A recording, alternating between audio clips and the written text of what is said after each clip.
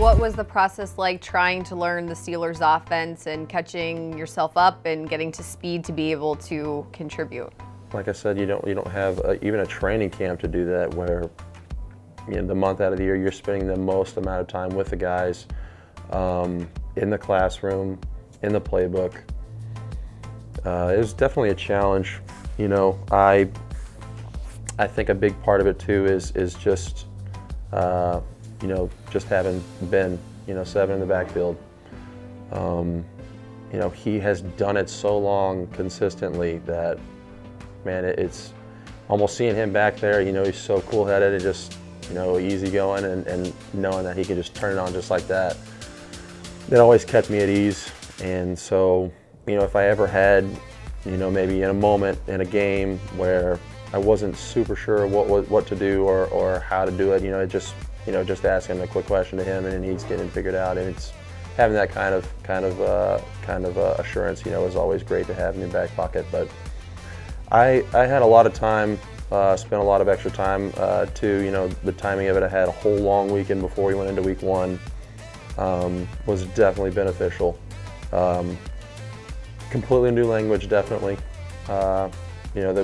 It's crazy to think, maybe outside of football that it could be that different, but it really is that different when you come in, and it really is just like learning a new language. I mean, I may be able to identify drawings and diagrams, and say finish a diagram in a drawing, but the fact that everything on that page is titled, labeled, called something different, right. It's just like you're having to reprogram your brain.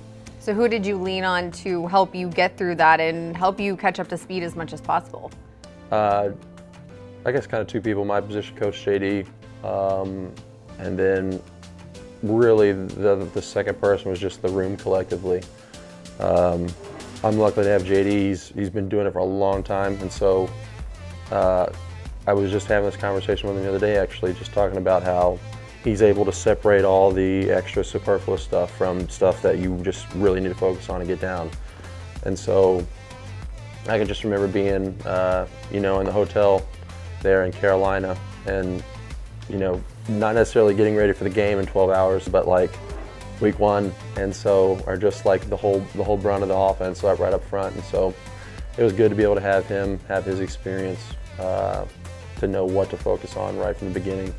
And then again, you're around guys in the room, more than anyone else. And so, guys, it's not like that was their first year. Jesse, X, they had been in the offense.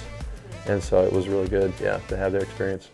That goes to a one-back look. Play action fake. He's back. Throws it down the field. On the run. Here comes a big man. Heath Miller. He's on a gallop. 45-40, 35-30, 15-10. He's to the goal line. And we've got a Steelers touchdown. 87 yards.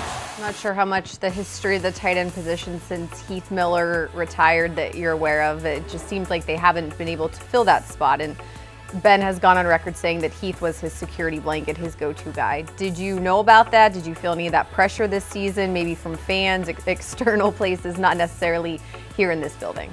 Yeah, I mean, I definitely knew about Heath. I watched Heath in college. I watched Heath a little bit in high school, actually. And then, yeah, Ben definitely let me know that one.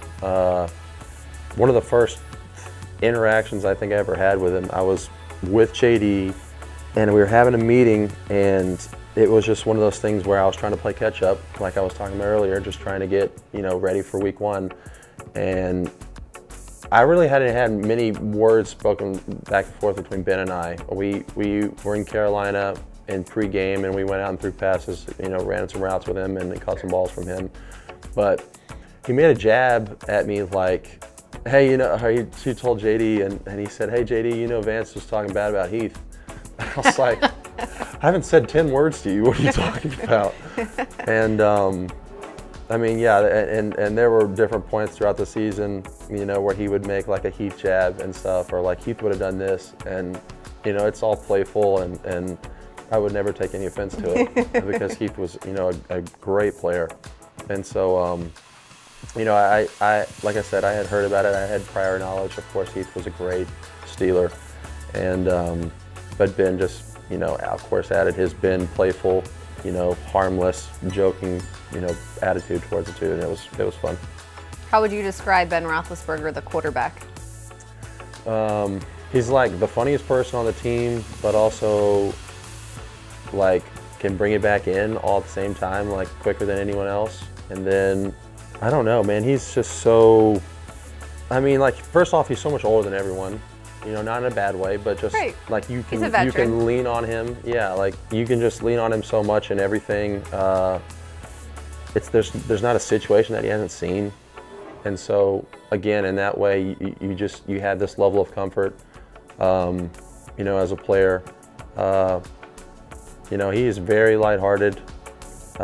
He definitely has all of his priorities, you know, lined up and one after the other, and knows exactly what to focus on at any given moment.